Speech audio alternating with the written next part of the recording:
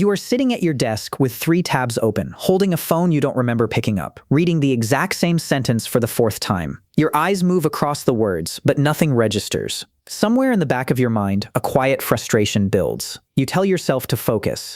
You try to force your gaze to stay on the page, and yet 5 seconds later, your thumb twitches toward another screen. You feel like your mind is broken. You feel like a modern culture of short videos and constant notifications has somehow eroded your willpower.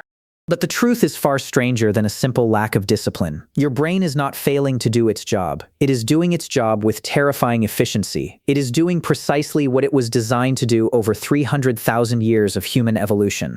You cannot focus on your work today because, for 99% of human history, deep, unbroken focus on a single static task was a death sentence.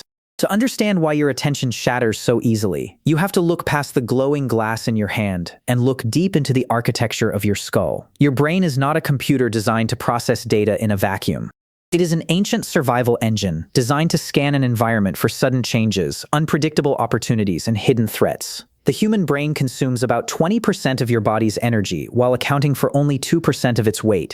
Every spark of neural activity comes at a metabolic cost. Because energy was scarce in the ancient world, your ancestors evolved a powerful biological accounting system. That system is managed by a neurotransmitter you have likely heard of, though almost everything you have been told about it is wrong. Dopamine is not the chemical of pleasure. It is not the reward you feel when you achieve a goal or eat a good meal. Dopamine is the chemical of anticipation. It is the sharp electric ache of curiosity. It is the internal signal that says, something might be over there, go look. Dr. Robert Sapolsky, a neuroscientist at Stanford University, spent decades studying how dopamine functions in primates and humans under different conditions. What he discovered fundamentally changed our understanding of behavior. Sapolsky found that dopamine levels do not spike when a reward is received. They spike before the reward arrives, during the period of searching and waiting. Even more astonishingly, dopamine levels reach their absolute peak not when a reward is guaranteed, but when the reward is completely unpredictable. If an action yields a result 50% of the time, dopamine release doubles compared to when the result is 100% certain. Your brain is biologically obsessed with possibility. It does not care about what is already in front of you. It cares about what might happen next. In the ancestral environment, this mechanism kept you alive. Imagine an early human foraging across a landscape of dry grass and scattered trees.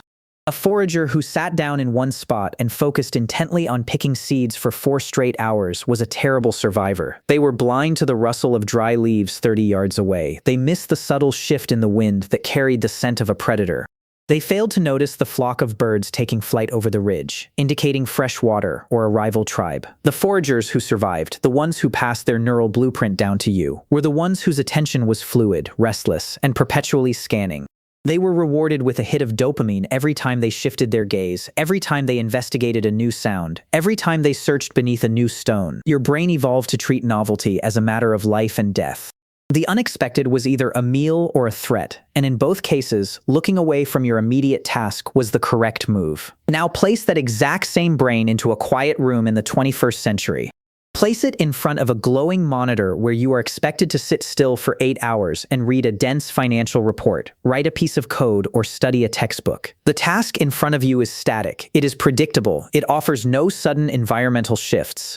To your ancient neural survival network, a static, predictable environment means one thing: nothing new is happening here. So save your energy and look elsewhere. And then your phone lights up. A tiny red badge appears in the corner of an icon. A subtle chime sounds across the room. To your conscious mind, it is just an email from a coworker or a notification on social media. But to your ancient brain, that red badge is a rustle in the bushes. It is an unpredictable reward signal. Will that message contain good news, bad news, a compliment, a threat?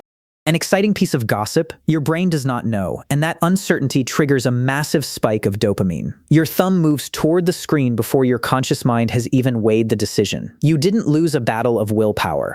Your prefrontal cortex, the newest, slowest part of your brain responsible for long-term planning, was completely bypassed by an ancient dopaminergic pathway designed to investigate the unknown. What makes this modern environment so damaging is not just that we get distracted, but what happens to our minds in the aftermath of each distraction. You might tell yourself that checking your phone takes only 5 seconds and that you can immediately return to your work. Science shows this is a biological impossibility. Dr. Gloria Mark, a professor of informatics at the University of California, Irvine, has spent over 2 decades tracking human attention spans in real-world environments. In her landmark research, she measured how long office workers could stay focused on a single screen before being interrupted or self-interrupting. In 2004, the average time spent on a single task before switching was around 2.5 minutes. By the mid-2010s, that number had plummeted to 75 seconds. In her most recent findings, the average time a person spends focused on a single piece of screen content before their attention shifts has dropped to just 47 seconds. 47 seconds. When Dr. Mark tracked what happens after an interruption, she uncovered something even more disturbing. When you are pulled away from a primary task to check a quick message or look at another tab, it does not take 5 seconds to recover. It takes an average of 23 minutes and 15 seconds to return to the exact same depth of cognitive focus you had before the interruption occurred. The reason for this lag lies in a neurological phenomenon known as attention residue. Dr. Michael Posner, a pioneer in the field of cognitive neuroscience at the University of Oregon, demonstrated that attention is not a clean spotlight that simply moves from one object to another.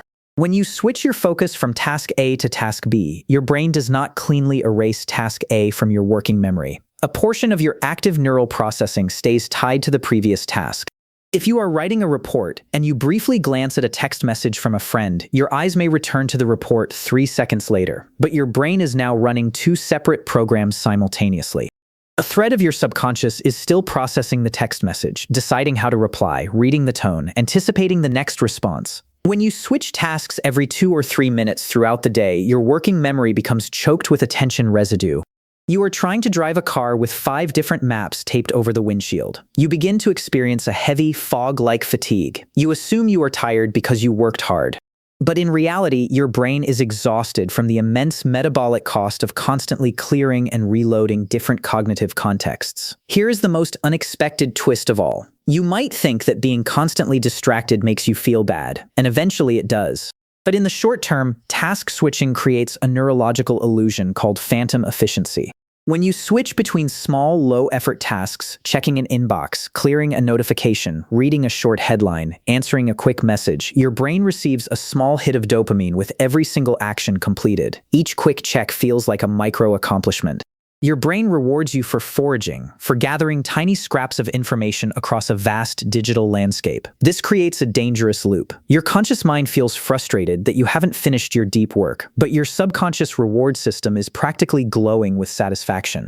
You feel busy, you feel productive, you feel connected, but at the end of the day, you look at your main project and realize you haven't moved the needle at all. You are not living in a world that respects the limits of human biology. You are living in an attention economy designed by world-class software engineers who use the exact same neurological principles discovered by Sapolsky and Posner to keep your eyes locked on their platforms.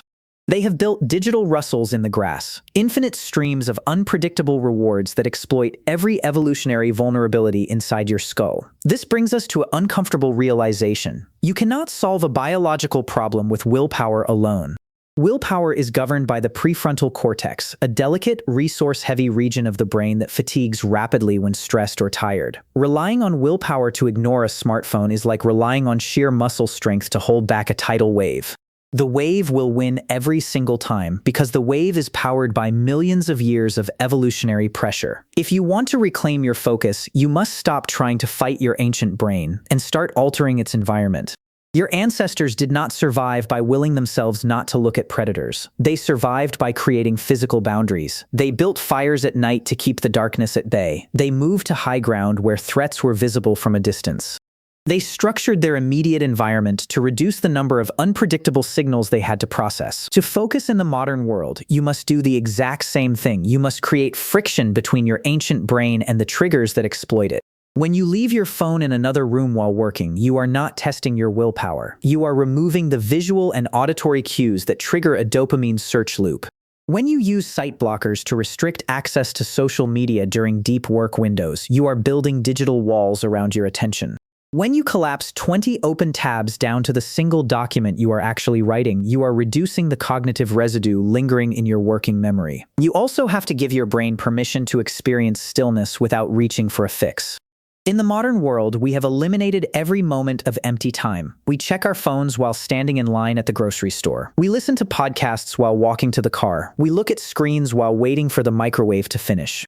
We have trained our threat detection networks to treat even 5 seconds of quiet as an emergency that requires immediate stimulation. When you deliberately allow yourself to sit in silence for 2 minutes without reaching for a distraction, you are sending a radical signal back down into the deepest structures of your brain. You are teaching your amygdala and your dopaminergic pathways that stillness is safe. You are teaching them that nothing is hunting you in the quiet. The struggle you feel every time you sit down to work is not a personal failing. It is an evolutionary mismatch. You are carrying an ancient, restless, brilliant, foraging mind inside a world designed to fragment it into 1,000 pieces. So the next time you find yourself staring at your screen, feeling that familiar pull toward a new tab, take a breath and pause. Recognize the ancient mechanism for what it is. You are not broken. You are just an ancient explorer looking for fruit in a landscape made of glass and light. And somewhere beneath all that digital noise, your mind is still waiting for you to close the tabs, put down the phone, and finally finish reading the exact same sentence for the 5th time.